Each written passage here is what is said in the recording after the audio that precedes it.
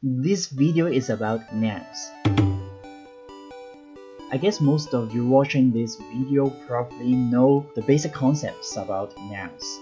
So in this video, I'm not going to tell you a lot of examples or some simple examples like apples, orange, which are nouns. In fact, what I want you to do here is to go somewhere deeper about the world of nouns. Okay, so in this video, you'll learn some technical terms or some grammatical terms about nouns. So first, we can start with the topic of countable and uncountable nouns. Countable nouns include singular and plural forms. They are used with a, and, the, numbers, or certain quantifiers. Okay, let's focus on singular nouns first, like a computer, a teacher, an exhibition, or a judge. Okay, so all of them are singular nouns, like a smartphone or a table. Okay, so they are singular nouns. It means there is only one item here. Okay, for example, a computer refers to one computer, a teacher refers to one teacher, and so on. So what are plural nouns? Plural nouns means the nouns which have the meaning of more than one item. Okay, let me give you a similar example, like a computer. Here we don't say a computer as a plural noun, but we can say, for example, two computers. So computers here, the word computers here is a plural noun. Okay, how about teacher? Okay, it is teachers. Okay, you can add quantifiers before teachers, like two teachers, three teachers, even several teachers, or many teachers. Okay, exhibition, we say exhibitions. Okay, judge, we say judges. And also smartphones and tables. Okay, so all of them are plural nouns here. The very special characteristic here is the S after the noun. Okay, so this is the first concept you should know about nouns, that is the countability. So we can say a noun can be countable.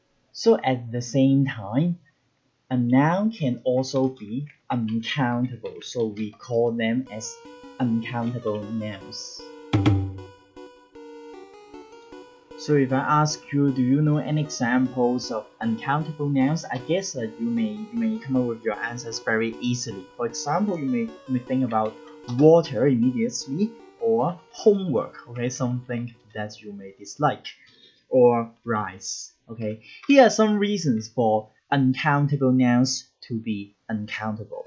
Okay, let's look at the reason why. Okay, the first reason is, okay, you can say because uncountable nouns are too difficult to count.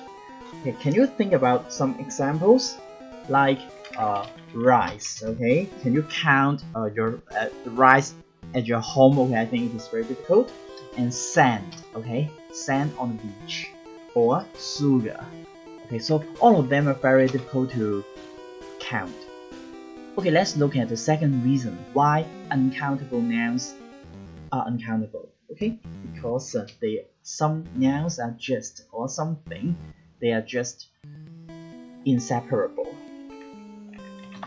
Okay, an example here, you can see like water, okay, or snow. Okay, they are just inseparable. Okay, something that cannot be separated. So they are uncountable nouns.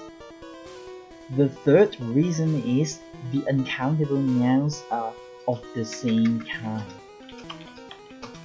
Okay, let me give you some example, like furniture, luggage, or money. So as they are like a general term, so we think they are uncountable. Okay, but not always the case, so we will discuss it later. For the next reason, if the uncountable nouns are abstract ideas, so it is usually uncountable. Okay, let me give you an example, that is happiness. And then of course you know sadness and like permission. So here are some common examples about uncountable nouns, like knowledge, information, water, sand, electricity, weather, and moods. Okay, so you can explore more about uncountable nouns in the future when you read more English articles. Some nouns can be both countable and uncountable, but they have different meanings. Okay, this may sound confusing, but let me explain to you. The first example is paper. Okay, for example, please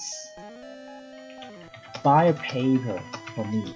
Okay, in this case, a paper here means a newspaper. Okay, it means a newspaper. And also, we can say, please write it. Don't submit it through email or something. Please write it on paper and then submit your essay to me. So here, the paper means a kind of material. Okay, a kind of material, but not a newspaper. Okay, this is the first example. Let's look at the second example.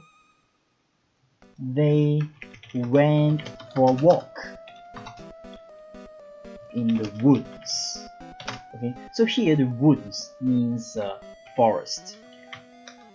So the second example, the chair is made of wood. So in this case, the wood is also a kind of, just like the paper, a kind of material.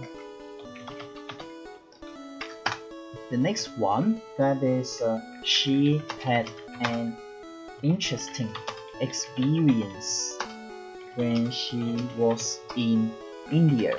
So in this case, the experience here means a thing which happened. Okay, so in Chinese it means 經歷. And for the second example, that is experience. And also experience is required for that job.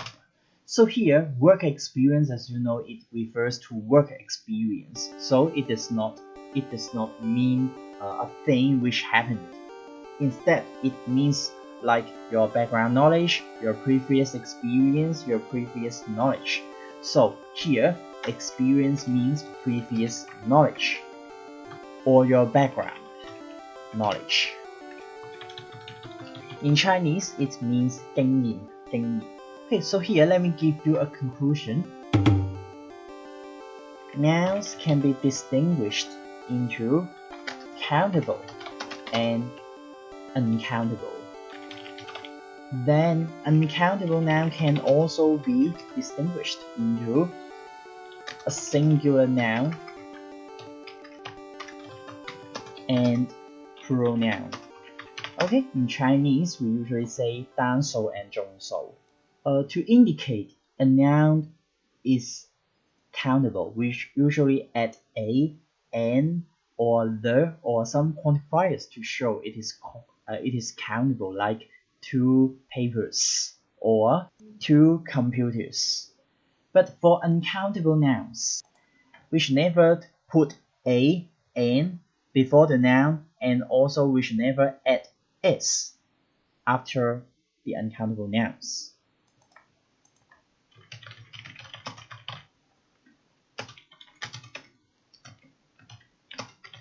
Okay, that's all for this video.